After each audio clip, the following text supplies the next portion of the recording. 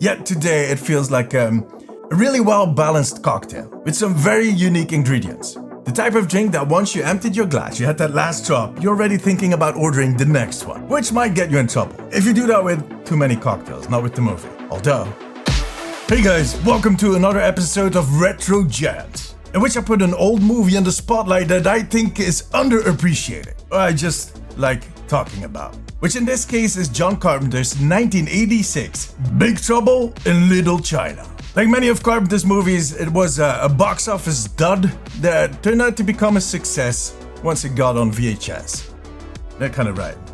That was not intentional. But yeah, Carpenter and the big studios, they've never been friends. But let's just start at the beginning. See, originally this movie was going to be a western. The writers Gary Goldman and David Z. Weinstein were both inspired by these old kung fu movies, and they were very fascinated by the Tong Wars, which were these old gang wars that took place in all Chinatowns over the US, but mainly in San Francisco, and that was around the 1900s. So they wrote a script and called it Lotus. It was about a cowboy that rode to San Francisco and got his horse stolen, and he ended up helping a Chinese railroad worker to free his girlfriend from the sorcerer Lo Pan. Now the cowboy himself ends up falling in love with a woman that rescues Chinese refugees. It's a whole elaborate story. Now, once they were done with the script, their agent kind of shopped around with the different studios, and Fox was interested, but they did not want to make it a western because westerns were kind of on the way out. Pardon me, Yes? miss. Could you direct me to the Cheyenne Social Club? How dare you! They would rather have seen something like Raiders of the Lost Ark or Romancing the Stone, which were two popular movies at the time. Piece of cake, my butt. So, the script was put in the hands of W.D. Richter, who rewrote the script and put it into the modern age. It had that same basic plot, but they replaced the cowboy with a truck driver, the horse with a truck, the railroad worker became a Chinese restaurant owner, and they gave the whole story a bit of a comedic undertone. The script was offered to a few directors. One of them was John Carpenter. At that point, he had done The Thing, the successful Stephen King adaptation, Christine, and the Oscar-nominated Starman. John Carpenter's Starman. Well, it was actually Jeff Bridges that got nominated for an Oscar, but you know. By the way, that is the only John Carpenter movie that ever got an Oscar nomination. Yeah, his relationship with the studios is not good. At that point, Carpenter had just passed on the Eddie Murphy movie, The Golden Child. Hey! In my pocket, it's a whole thing of Tic Tacs. Take as many as you like, please. But he ended up taking on Big Trouble in Little China. Funnily enough, The Golden Child kept haunting him. And it's your destiny to seek some serious psychiatric help. Because Fox thought that both movies were kind of similar, and they wanted to make sure that Big Trouble was released before The Golden Child, which was going to come somewhere in the fall. So they wanted to release it in the summer, which got his planning a little short. On top of that, they also casted some actors that would be able to compete with Eddie Murphy. Not an easy task. They actually first considered Clint Eastwood and Jack Nicholson for the role of Jack Burton, but both those actors were not available. And I think that was for the best, because that's how they ended up with Kurt Russell. See, Carpenter had worked with him on The Thing and Escape from New York. Call me Snake. So he knew him. And Fox was definitely open to the idea, so that was arranged pretty quickly. Which in my opinion is part of the success of the movie. Or at least the late success of the movie. Kurt Russell is one of those actors that has those action hero looks, but he also has great comedic timing. He is a genius actor. On top of that, he's not that typical Hollywood star. He's rather grounded. Basically a family man that happens to make a lot of movies. And that lack of ego helps him to play roles like this one, where he is supposed to be the main hero of the story, but he ends up being a bit of a fumbling buffoon. I don't even know what the hell that means. And it's actually his sidekick that does all of the work, or most of it. And in this case, the sidekick is Jack's friend or gambling buddy, Wang Chi, played by Dennis Dunn, a theater actor. Originally, they wanted to sign Jackie Chan for that role, but they were worried about his, limited knowledge of English. My daddy once catch a bullet. Caught a bullet. Caught a bullet. My daddy want to caught a bullet by his bare hand. No bullshit. Bit of an understatement. And by the time they kind of had decided, yeah, Chan passed on the role. So Other outstanding performances are Kim Cattrall, who most of you might know from playing Samantha in Sex in the City. I don't really believe in marriage. Now, Botox, on the other hand, that works every time. Yeah, I actually know her from the Police Academy movie, the first one. Come on, I haven't got all day the thighs. And Porky's, alright, fine.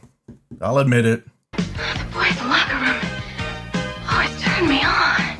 Lopan, the 2,000-year-old wizard that keeps himself alive by just, I don't know, sacrificing young women. He was played by James Hong, a well-known face. If you have seen a lot of movies in the 80s and 90s where they featured Asian actors, you probably have seen him. For me personally, his most memorable role was in Seinfeld, in this one episode where he was the maître d' at the Chinese restaurant. A hilarious episode, a slightly annoying role that he had to play.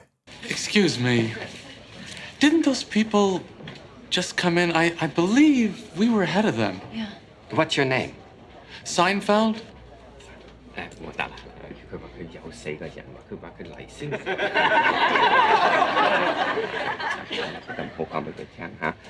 No, they were here before. Package 2. If you've seen Seinfeld, you know the episode I'm talking about. Victor Wong, another one of those actors that we saw plenty in the 80s and 90s, plays Egg, which is a San Francisco touristic bus driver that seems to have a bit of a mysterious past. And then there's James Pax, Peter Kwong, and Carter Wong, or like I like to call him, the Hong Kong Schwarzenegger. Nah, seriously, it's kind of weird how much they look alike. Well, they do not look alike. Those three actors played the Storms, which were kind of the servants of the wizard, his elite troops. They wielded special powers according to their name, which was thunder, lightning, and rain. And they wore these humongous straw hats. It's kind of silly.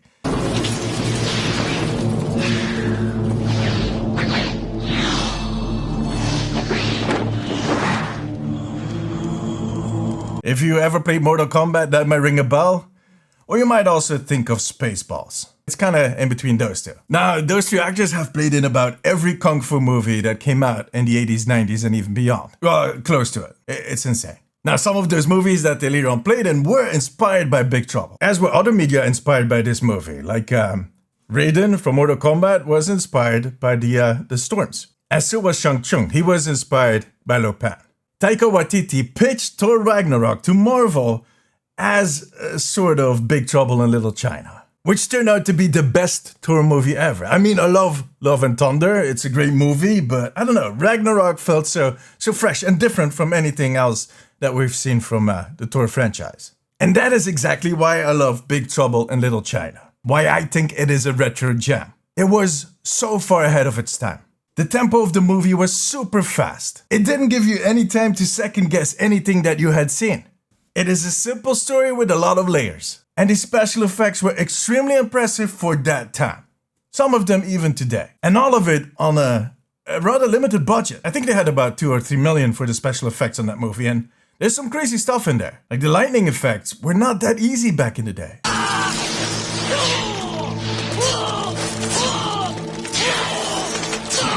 There's exploding people, weird looking monsters. And then you have that little creepy orb, the flying eye guardian. It looked so convincing, especially in the day. And it was done by the same people that did Slimer in the Ghostbusters movie. So yeah, they knew what they were doing. On top of that, all of the costumes, the sets, it just all made sense. It was beautifully done. Now, the fact that it is set in the 90s, 80s San Francisco, and it has that unique theme and atmosphere, makes it extra special, especially when you watch it now. When I used to work in the games industry, I had to go to San Francisco every year for GDC, and my hotel was actually on the edge of Chinatown. So yeah, I took a lot of midnight walks through Chinatown. I don't know why I always walked out there in the night. I mean, it is very different looking from the movie, a little less dark and close quarters. It's rather open and modern now, yet it felt very familiar. Look, this movie is 100 minutes of adventure, with a ton of funny moments, especially if you have my sense of humor, and a very healthy dose of wonderment and mystery. When I was watching this as a kid, I was both intrigued and scared at the same time. We did not have movies like that at that time. Now it's kind of all, done, but back in the day. Yet today it feels like a really well-balanced cocktail with some very unique ingredients. The type of drink that once you emptied your glass, you had that last drop, you're already thinking about ordering the next one, which might get you in trouble if you do that with too many cocktails, not with the movie. But why was this not a box office success? Well, first off, marketing. They had a budget of $3 million, they didn't spend any of it. They literally did almost no marketing at all for this movie. Like, people that knew Kurt Russell walked up to him and said, like, wait, you got a new movie out? I just saw it at the theaters. I didn't know you had a new movie. And that's because the studio put all their efforts and their money in Aliens and The Fly. 2 other movies they had that would be coming out during the summer. And then, on top of that, the other studios had their movies to compete with Big Trouble. And those movies were Ferris Bueller's Day Off. It's getting pretty tough coming up with new illnesses. I think I'm going to do a video about that one day. And Karate Kid 2. Rule number 1. Karate for defense only. Come on. How do you compete with that? On top of that, Top Gun had been released somewhere in May and it was still the #1 movie all the way up to November. I feel the need for speed.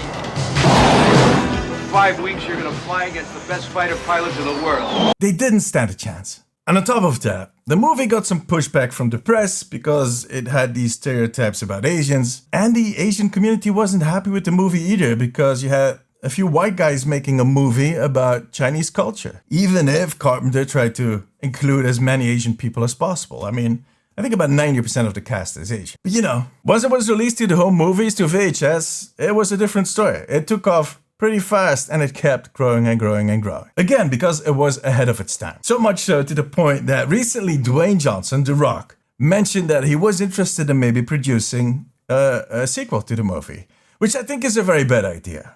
Times have changed. That movie was made by the right people at the right time. And that is something you can't force. I don't think we need to ruin the legacy to try this again. But you know what? I don't think I have it in me to stop The Rock. I didn't do my sit-ups this week. Otherwise, you know, no. So yeah. For this video, however, that was it. If you like this video, give me a thumbs up. It really helps me out. Make sure to subscribe because I'm going to be back with a new video next week. Until then, take care of yourself, take care of each other. Bye bye.